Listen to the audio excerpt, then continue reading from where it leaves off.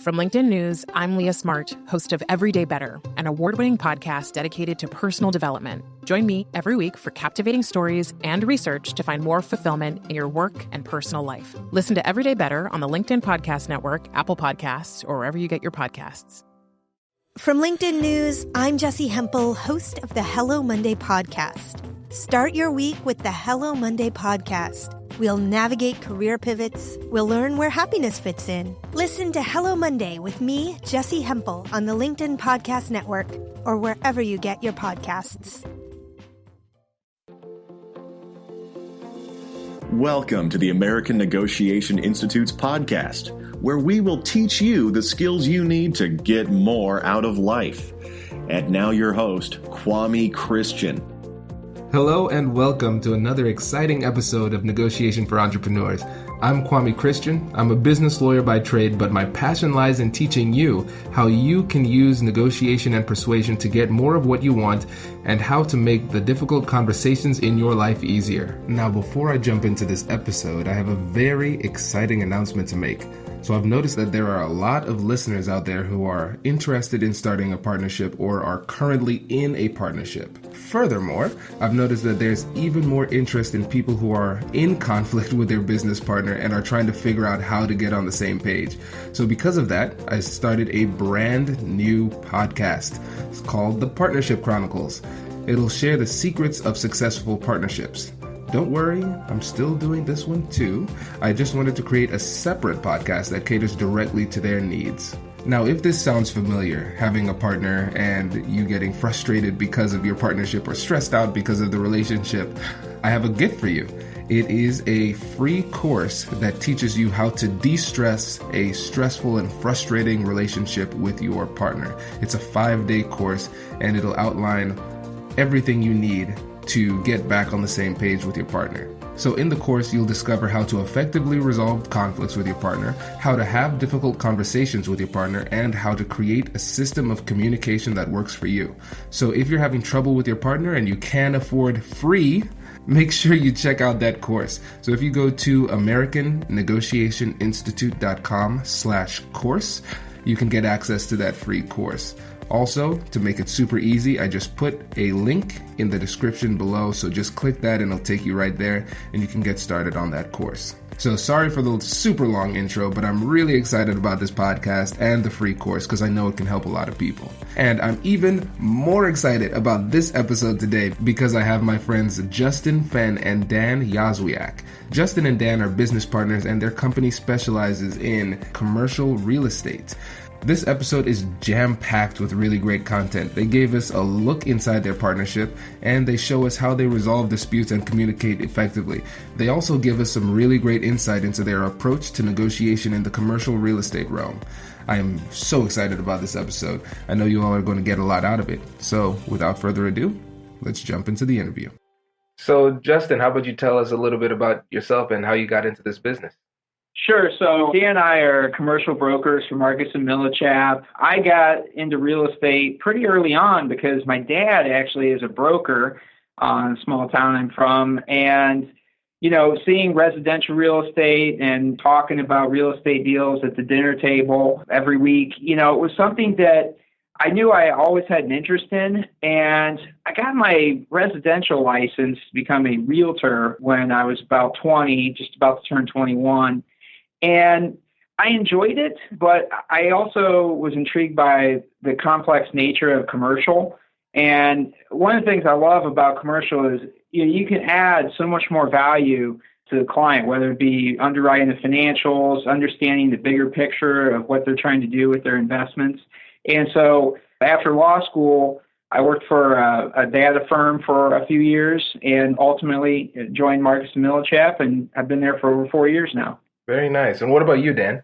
I always knew since I was little, I was always involved with real estate and I always knew it was something I'd want to get into. One of my family friends flipped houses and he was one of my babysitters growing up and I just have always been around it. I flipped a house when I was in high school and then I went to Ohio State, graduated with a degree in urban analysis and real estate and a minor in entrepreneurship.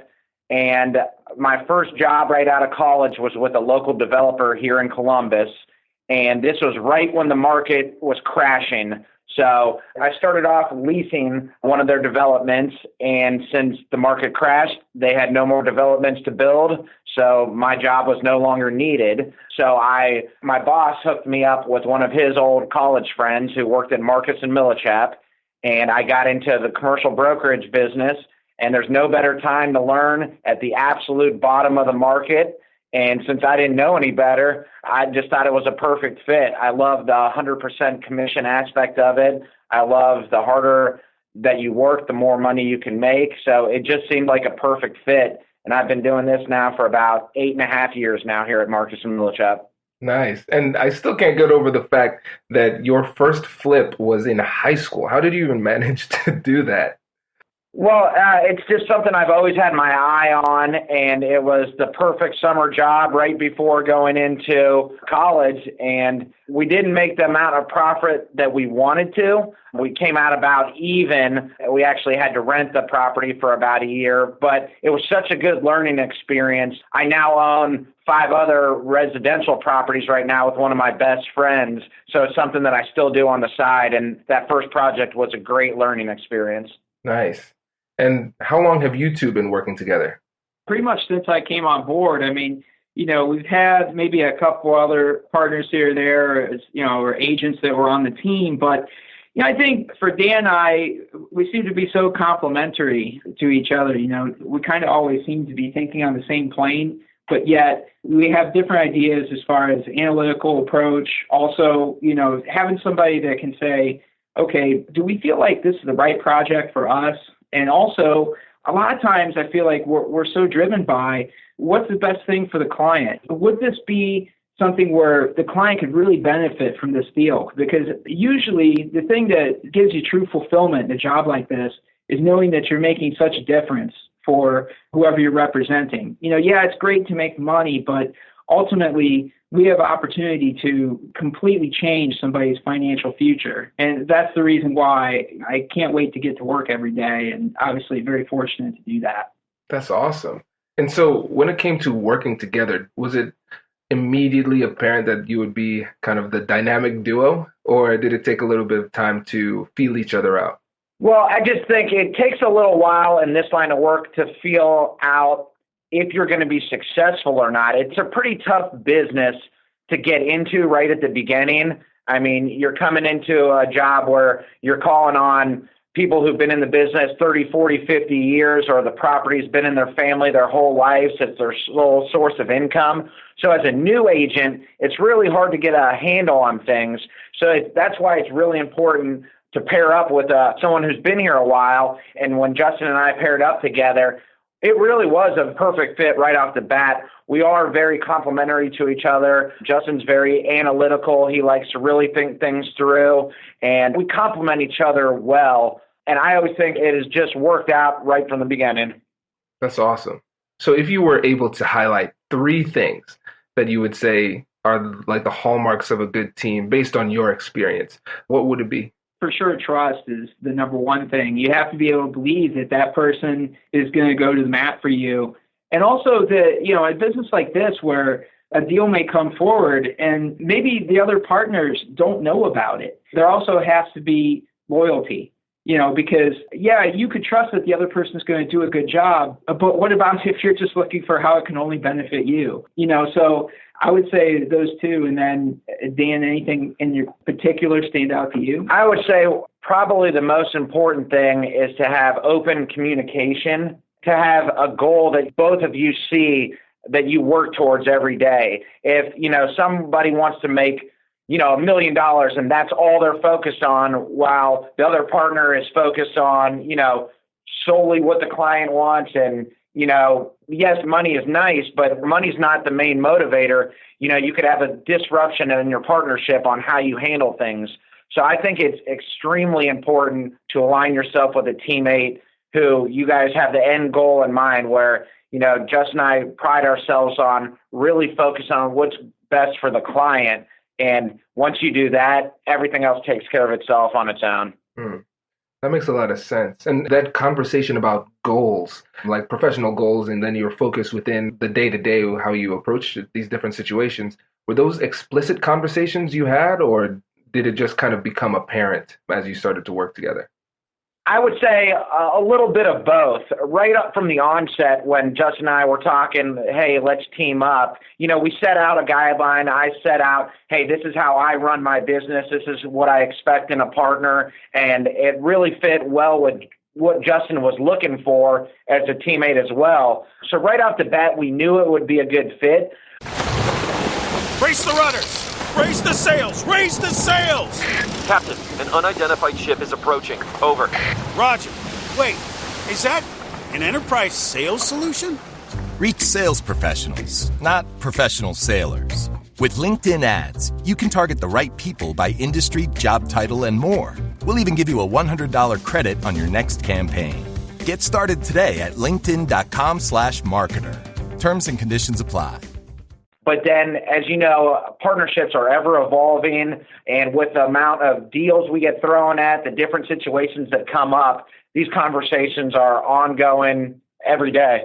Yeah, I think one of the biggest things is that you have to have guidelines and goals that are not only something that you can define, but they also have to be measurable. So, I remember when Dan and I first teamed up, we said, we're going to make this number of calls each week. We're going to have this number of meetings. We're going to try to get this many listings. And what are the percentage of probability that we're going to convert this many listings to closing? So if you think you have to get 3 listings to get 1 closing, say, you got to back it all out to realize where your true numbers are lying at. And then how much are you going to net from each one of those deals too? And I think one of the biggest things is that, Dan and I always know he has my back. I could call him any hour of the day, and he's going to try to work on whatever it is, and also just it's nice if you want to go on vacation or, if you have a baby on the way, something like that. Yeah, you have somebody who can take care of things and be dialed in on the deal. Well, say even if you're just, sick for a day or two. And I think to add to what Justin says, especially about the ratios part, and early on when we were setting standards, you've got to make a certain amount of cold calls a week to be successful. It's just plain and simple. It's a numbers game. And I would constantly be on Justin. Hey, Justin, you got to get your calls up. You got to get your calls up. And he wasn't exactly seeing the correlation between cold calls and proposals.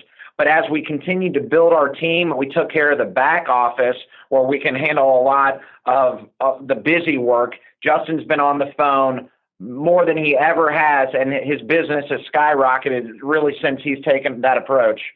And one thing Dan's talking about is, just like in any business, some of the biggest challenges are when you try to scale significantly from whatever space you initially start at, or even the first year or two. So long story short, our cost of putting together a proposal and taking a listing went down as we were able to spread across more and more deals and get more and more support staff. So I think once that happened, all the numbers started to make more sense. So rather than stressing over one $2 million deal or $3 million deal, you now have the ability to cast a wider net and take on more and more deals. That makes sense. And there's a lot of good stuff you all said. And I want to backtrack a little bit to what you both said about goals, because I think sometimes people make these goals and they make goals with their partners. And you see this in marriage all the time. You make these goals, oh, let's have kids. And then you never talk about when, or how many. Talking about the objective, the measurable data is huge, because if you just say my goal is to be rich and then you say my goal is to be rich means different things for different people. So I think it was really smart that you all took the time to really come up with objective measures that you could actually quantify your goals. And that's one of the things that really helps separate Marcus and Millichap from our competitors. There's been so many successful agents here. There's a platform and there's a way of success. We don't need to recreate the wheel. We know that if you make 250 cold calls a week, you're going to get 8 proposals a month, and that's going to lead to 2 listings a month. And, that's why it's extremely important, as you said, to really define these measurables. So it holds you accountable. You can hold your teammate accountable. And more importantly, we know that these ratios are proven to help allow someone to be a successful real estate agent. And one of the things that stood out to me was when I joined the company, my main focus was office and some retail. Dan's background was in single tenant net lease, so drugstores, discount stores, things like that. So the question is, how do I marry our different product types that we're working in with the fact that we have incredible symmetry and synergy when we're working together? And so, like any business, if you had the ability to anticipate where things were heading and where there was an underserved area and where you could provide the most value to clients, you would have a tremendous advantage over the guys who aren't thinking that way. And so we just saw that his knowledge and power in single tenant and my knowledge of Office would lead to me doing what I do now, which is a lot of the government or GSA product, which many of which is single tenant Office. And we also do my multi-tenant as well, because we have that background. And for Dan, he's built this infrastructure with drugstores and discount stores where we're able to service those clients and I think provide way more service and intelligence and comps and data that nobody else has. Wow. I love it. I love it. And Dan, one thing you said earlier was that there was a time when Justin wasn't making as many calls as you would have liked, but you had that conversation. And I'm assuming there are other times in your relationship where there were disagreements, but it seems as though you've been able to work together and communicate well to get over that. So what are some of your keys to success when it comes to resolving disputes within the team? It's very important for any teammate, and it especially works well within our partnership, is Justin and I are not afraid to have honest conversations. And I'm not going to yell at Justin. I'm not going to get mad at him. We just lay it out. And Justin, we're not making enough numbers here. Neither of us are doing what we need to do to be successful. How can we change it? And then once I say it, but I don't beat it to death. You say it out there, and then I let Justin kind of go back. Justin likes to do things. He likes to figure it out. Is his way going to work, or should I do it this way? And then a lot of times, Justin's an extremely smart guy. A lot of times his way is the right way, and then he tells me that. So we have a real open relationship where we can handle not just constructive criticism, but more just advice, because we both have different backgrounds. We've seen things. I've handled transactions this way. He's handled it this way. So it really helps to have a diverse environment and a background to help each other. Well, and one of the things that stood out the most to me was, I think it's funny, like what most of your listeners are probably trying to get out of these podcasts are, how can I build my business and better engineer my negotiations, whether I'm an attorney, whether I'm a small business owner, whether I'm venture capital. The real takeaway is that we can't be arguing over whose idea, quote unquote, won. It's very similar to, you had Jim Tressel on recently, and Tressel was talking about how when they go into game plan for the next contest, they can't get caught up with, hey, whose idea won last week? Or, you wanted to come up with more of a run balance game, but we think against this defense, we're going to have to pass more. You can't then be sour grapes and be resistant to going all in on whatever plan everybody ultimately agrees to. And, the other one that I listened to recently that stood out to me was with the former head of the FBI interrogation unit, who then is a professor at Harvard. Mm-hmm. He was talking about how it's so much more effective to let people arrive at their own conclusion rather than just directly beat into their head. So, a while back, Dan and I were debating about whether or not to take this listing. And I was all gung-ho about it. Dan was kind of reserved. And we ended up with the conclusion that if you're going to take it, it better be one that we can get at the right number with the proper fee, and we can be able to turn it into other listings and properly serve that client. We don't want to take a listing that we can't do everything possible to maximize the value.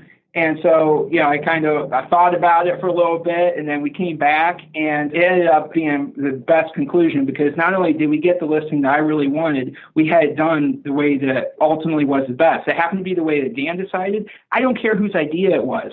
I just care that we're on the same page. It's the best for us and the best for the client. I love this, because you all are essentially interviewing yourself.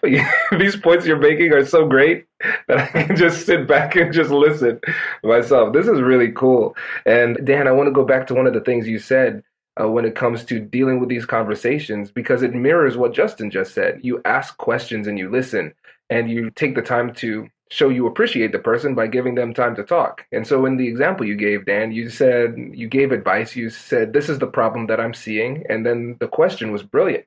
How can we be more successful? Open-ended, gives Justin the time to process it. And earlier you said that Justin's really analytical. So you said to yourself, I trust in Justin as a partner, and I trust in his business intelligence. He's going to figure it out. I don't need to micromanage him. And I'm assuming you probably appreciated that approach, Justin. That's exactly the approach I took. And it's part of our training here at Marcus & Millichap. I mean, number one, we learn to ask open-ended questions.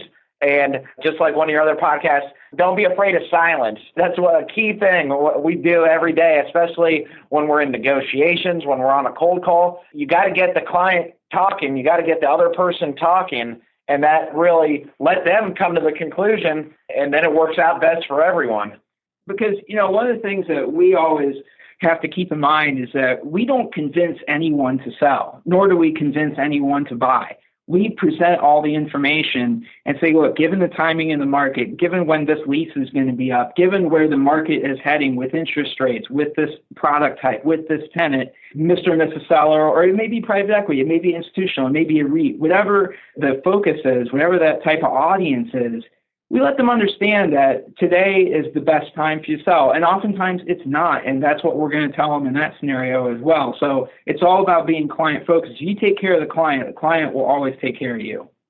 I love it. And this segues really great into talking about some negotiation techniques because, and for the audience, the reason, actually Justin and I, we met before at a friend's birthday party, but we reconnected because Justin reached out to me to help a client on a deal. And so I got to see their negotiation style firsthand, and that's how they ended up here on the show. And so I think it would be great if you all could just break down some of your favorite negotiation techniques and tips that you use in building this successful commercial real estate business. One of the most important negotiations we have, and this goes before we try to sell a property, it's with the client when we're discussing our commission. And that's the first negotiation where the client gets to see who they're hiring. So you really set the standard of what you're going to be like when you're out there working for your client. So one of our favorite things, we go through our evaluation. You get to the net proceeds page. Hey, Dan and Justin, what's the commission? I say 6%. Or, depending on whatever type of product is, but usually for our standard, it's 6%. And then I shut up. First one to talk loses then, If I say it's 6%, but if I find the buyer, I'll do it for 5%. Or the more you talk there, all you're going to do is end up lowering your commission. That's the first standard right there. So that's one of the most important negotiation tactics is say what you need to and don't over talk. Because the more you talk, the more stuff can come out that you didn't mean to say. That's so smart. And you hit the nail on the head because people often they end up negotiating against themselves because we just think about the worst possible things that could be going through that person's head. And sometimes they might just be thinking, oh, that's a really good price or something like that. But we jump in too early.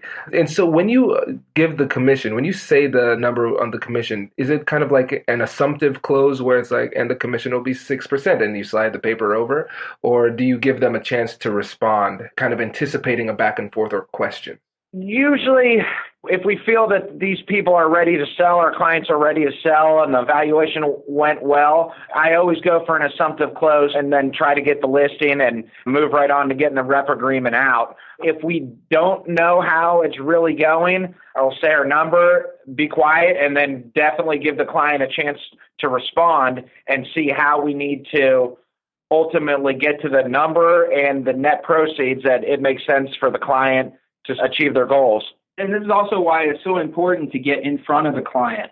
Whether you're dealing with some kind of partnership negotiation or you're actually dealing with someone who is buying your product or whatever the case may be, you want to be face to face so you can see the reaction when you present that item. When you slide that offer or that proposal package across the table, you want to be able to see their eyes light up when they see what kind of price you think you can get for them and what kind of fact it's grounded in. And, every once in a while, you will run into a situation where they're concerned about the timeline, they're concerned about the price. There's some aspect of the deal, and you can tell that there's some kind of objection you have to overcome. And we always say, never give something up without getting something back in return. So, oftentimes clients and sometimes agents fall in this trap as well. They think of it just like, you're going to throw out 6, and I'm going to throw out 5, and you're just going to cave and take 5. And like Dan said, not only are you auditioning there, but you have to have a bigger view of how the deal is going to come together. And look, Range, you're not just talking about how you're going to take this listing. You're going to talk about how you're going to close this deal and get your client paid. So if it's something where you negotiate the price, give me a longer term to market the property. If it's something about the way that the property is going to be marketed, if it's something about the price, you need to be able, if I'm going to give you something, then you need to work with me and also help facilitate the deal. We use this tactic a lot in every step of the way. So whether it's, the client, we say the property's worth $3 million, they want us to try to sell it for $3.2 million. We think there's no way. Okay, we'll try it for 30 days. But if we don't get it, we're going to need to course correct within 30 days and get a price reduction. Or say we're under contract with somebody and, they're financing, they need an extra 10 more days. The appraisal didn't come in time. Guys, can we extend the financing contingency 10 days? Yes, but we're going to need you to put down an additional $50,000 non-refundable to get your extension. That's something our manager really harps on. It's always get something in return when you're giving up something. And for people who maybe don't work in the real estate or transactional space, when Dan's talking about non-refundable, that means that money goes hard. If the buyer decides to walk from the deal after you've granted them this 14-day grace period, that $20,000 or $50,000 or $100,000 goes hard. And when you say goes hard, elaborate on that term too. Sure. So it's going to go into escrow, and then if the buyer decides to not go through with the deal, the money will then be released to the seller as a breakage fee, or what you might refer to as liquidated damage. Gotcha. That makes sense. And again, this this is so good. I want to go back a few minutes because I realized I introduced the term and I didn't explain it. When I talked about the assumptive close, for the listeners that don't know, that's when you put down an offer and then you act as if we're assuming that you accepted it. So a classic example is if somebody's trying to get you on a sales call and they say, "Hi, are you interested in this product?" Maybe. Well, how about Thursday at 3 p.m.? And so you didn't ask if you wanted to do a call. You kind of just assumed that they would and then moved on to the closing date. So that's what we meant by assumptive close. And another thing you said, Dan, that was really good was the fact that when you're giving these numbers, you're always doing this in person. I was just talking to one of my friends this morning, actually, and she was saying that sometimes when she gives numbers via email, people just ghost her. They don't respond ever again. But if you give these numbers in person, you have the opportunity to read their responses. Are they going to accept it? Is there a little bit of hesitation? And now you're in a position where you can answer those questions. So if you can't get them in person, at least get them on the phone so you can have that negotiation. That's what we really stress whenever we're going through an evaluation, if it's someone who's on the other side of the country, or if we can't be there, we email them our evaluation the day of, right when we're getting ready to talk. So they're looking at it with fresh eyes with us. So it's not, hey, the $3.2 million, that's the purchase price. But we want to show you how we got there. That's the most important part. So if you just give the numbers without any backing, you don't get to tell any of your story. You don't get to go through the comparables. You don't get to explain what you're seeing in the market. You don't get to show any of your market knowledge on how you built the pricing evaluation. It's just a number on the page, and if they like it, good, and if not, they're not going to do business with you. So it is extremely important to get in person or get on the phone and really be able to tell the story and really build your case on why you're pricing a property a certain way. Right. And in your industry, I would say, and I'm not familiar with this, you can correct me if I'm wrong here, but it's almost an audition for your skills. If you say 6% as your commission and somebody says 3 and you say 3, really, how can they have much confidence in your ability as a professional to negotiate on their behalf? Exactly. And if I'm going to say 6% and my competitor's charging 3, I'm going to tell you why I'm worth the 6%. I'm going to show you, hey, we've been known to close deals at list or above list price. Or if you go with us, we're going to close your property within 60 days. We're able to generate 10 offers. Here's our marketing process. Here's the value that you're getting for the commission we're charging. So it's always important to be able to explain yourself to your client like that. And not only that, so often we're able to take what other brokers have done for them in the past, if they've already attempted to sell the deal before, and show them specific examples of where that marketing process has underserved them. We worked on one recently where the seller had been trying to sell this property, but it had no reference to the fact that it had a GSA, a government value lease, a double A+ Standard & Poor's rated lease. And it had no reference to another great tenant that was there. It had no reference to the amount of traffic that they had nearby. All these things that would help buyers all across the country flock to this asset. And so it was something that we had to highlight to the seller. This is the type of stuff that we're going to change about the marketing process. And also, sometimes you run into both agents and sellers, they have a small town mindset. One thing I love about Dan is he is so optimistic, and he's always looking at the big picture. So many of the deals we've done, this is part of why I like the Marcus & Millichap platform, we're bringing buyers and sellers from all across the country. And on our system, they're able to sell any product to any other client from, it doesn't matter, they could be placed in a completely other part of the world, and we've got agents in all our offices collaborating, working the deal. That's crazy. That's so cool. And I think one of the coolest things about hearing both of you just in tandem working together, you're almost to the point where you could finish each other's sentences. Just hearing you two interact, you're so on the same page. It's blowing me away. But I know we're coming up to time, and I want to be respectful of the listeners' time and keep it around that 25-minute mark. So before you go, what advice would you give to people who are currently in a partnership and they're struggling to get on the same page? Let's hear one piece from each of you. I would say one thing is be willing to have the tough conversations about what you really want out of a partnership early on. And if you're not willing to cheat the system and cheat what needs to be said initially, then you're going to see so much more value and fulfillment later. One of the things that Dan and I wanted was control over our system and our process. We own our database, and we operate within a platform that allows us the flexibility to come and go. Nobody tells me when I have to be at work. I just want to be here as soon as I can because I know Dan's working hard too. So if you see that other person working hard, you know that you guys have had those conversations up front about how's the ownership structure? Is it 50-50? Who owns the intellectual property? Who owns the valuation and the intelligence of those clients? If we're willing to have those conversations when you're starting out, you're setting yourself up for a way more comfortable and happy and honest partnership years down the road. And my advice would be, if you're struggling right now and there's, I don't know if it's a disagreement or you're just unhappy with the way things are going, have the difficult conversation now. It's always easier to do it now than if you wait 6 weeks down the road and you just got 6 more new clients and your partner hasn't done anything. Well, now you got 6 more clients that you have to share as you're splitting up. So have your difficult discussions as soon as possible. Don't let things stew, and just don't be afraid to be honest and work things out with your partner.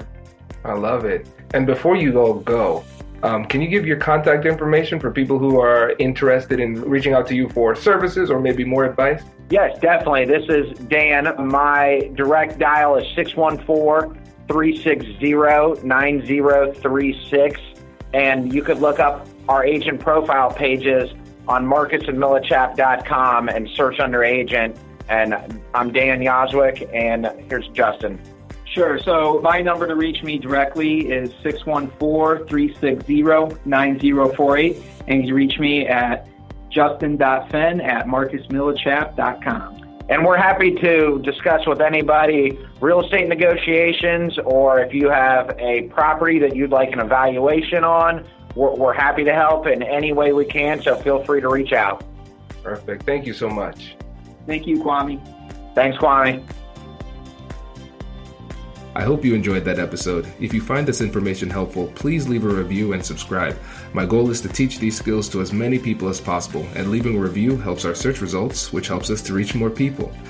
Remember, success and failure is determined by how we handle these critical conversations in our lives. My job is to make these difficult conversations easier while getting more of what you want in the process. I've had the opportunity to provide these negotiation and mediation services to a wide variety of professionals, including lawyers, entrepreneurs, and warring business partners. I do this through a simple 3-step process: situational analysis, strategy creation, and plan implementation. First, we analyze the situation to get a lay of the land and understand exactly what we're dealing with. Then we use the information from our analysis to create a customized strategy for your situation. And then we work with you to put these powerful strategies into action so you can close the deal or resolve the conflict. If you don't prepare properly, you run the risk of missing out on these critical opportunities. Remember, negotiation is the art of deal discovery, not deal making. I will help you to find the best deal possible, and I'll teach you how and when to walk away from a deal that's bad for you. Sometimes the worst outcome in a negotiation is a deal that never should have been made. When we work together, you'll know that you've put yourself in the best position for success. Feel free to connect with me on LinkedIn or shoot me an email if there's a specific problem or opportunity you'd like to work through. Thank you so much for listening, and I hope you have a great week, and I'll catch you in the next one.